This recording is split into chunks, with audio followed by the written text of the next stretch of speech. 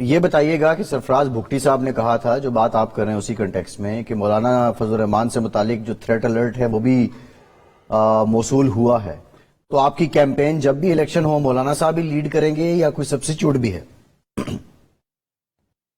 دیکھیں، ہم تو بلو میں نہیں چھپ سکتے ہیں نا، کوئی چوہے تو ہم نہیں ہیں، ہم تو نکلیں گے نا، ڈرتے ہم نہیں ہیں، نہ کو خوف زدہ ہے۔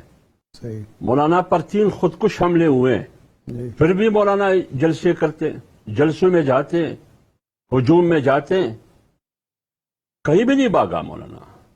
مولانا صاحب پھر بھی جائیں گے، کارکنوں کے بیچ میں ہوں گے، عوام کے بیچ میں ہوں گے، ان کے درمیان ہوں گے، لیکن جب حکومت یہ کہتی ہے کہ مولانا کو بالخصوص اسپیشلی مولانا کے حوالے سے سیکورٹی تھریٹ ہے، سوال یہ کہ مولانا کو کیوں؟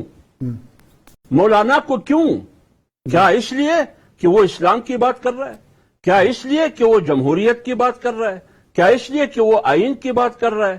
کیا اس لیے کہ وہ پارلیمنٹ کی سپریمیسی کی بات کر رہا ہے؟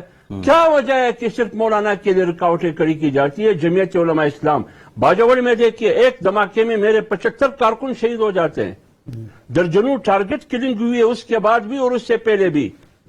کہاں میں بتاؤں، کہاں نہیں ہوا ہے؟ بلوچستان میں یہی صورتحال ہے۔ تو پھر آپ مجھے بتائیے کہ میں کیوں ٹارگٹ ہوں؟ میری قیادت کیوں ٹارگٹ ہے؟ کیوں صرف اس کے لیے سیکورٹی خطرات ہے؟ کیا حکومت کی ذمہ داری صرف یہ ہے کہ مجھے خبر دے دے یا مولانا کو سیکورٹی دے؟ مجھے جواب دے، آپ نے مولانا کو فل پروف سیکورٹی دی ہے؟ آپ مجھے سیکورٹی نہیں دے سکتے۔ میں کہتا ہوں کہ مجھ پر جب بم بلاسٹ ہوا مجھے سیکورٹی دے، مجھے سیکورٹی نہیں دی جا رہی۔ کل پھر کہتے ہیں کہ آصف صاحب نے تو ہمیں بتایا ہی نہیں کہ سیکورٹی دے دے۔